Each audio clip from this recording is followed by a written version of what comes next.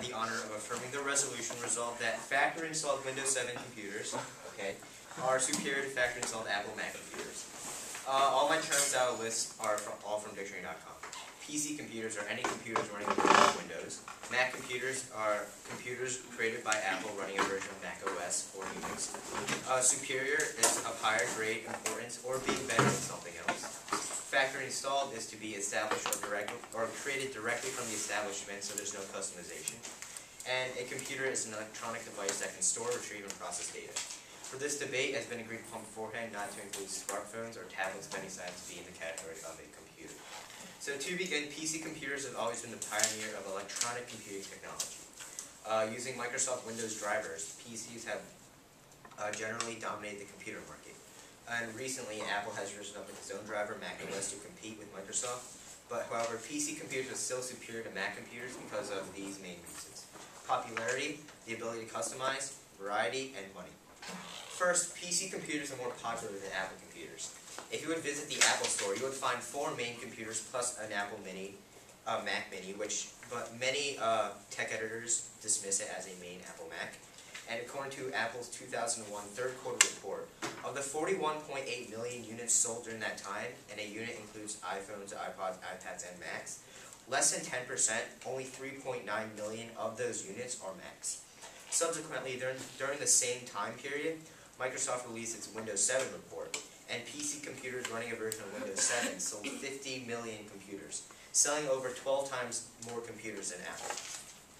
Second, PC computers are easier to upgrade and customize than Macs.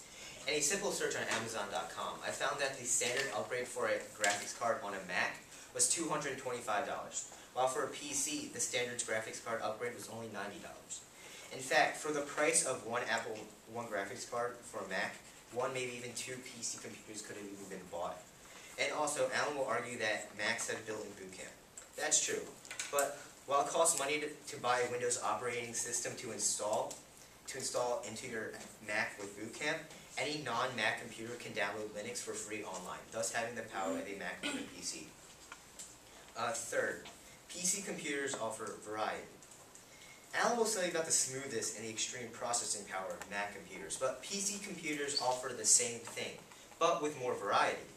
In fact, the Dell Studio One, which sells for $700, has better graphics than the iMac, 9,400 processing power compared to the iMac's 6,770 processing power, equal memory, and it has more ports to connect your personal device to. The Gateway 1 ZX also offers similar properties. It has less processing power, but only like 5,000. But it boasts a touchscreen and is able to double as a TV and is able to connect your cable provider and gaming consoles. And when you actually look at the differences between a PC and a Mac, there really aren't many to be seen. Both companies offer similar products, but PC holds the advantage because a buyer looking for a computer like an iMac, if he visits the Apple store, he has one choice. He has one choice. He can take the iMac or he can leave it. But if that man visits any store that sells PC computers, such as Best Buy, I've already listed 2 different computers he could have bought, and there are plenty more. That customer has choices, unlike with an Apple customer. And my fourth contention has already been mentioned several times throughout this debate, and that is money. PC computers are cheaper than Macs. Go to any electronic store and it'll always be the case. PC computers just cost less than Macs.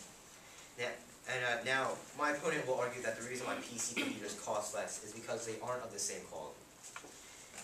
And while for many lower, cheaper PC computers that is true, but for many other PCs that is actually false. I've already said the Dell Studio One and Gateway 1 are both on par, and even in some cases even better than the iMac.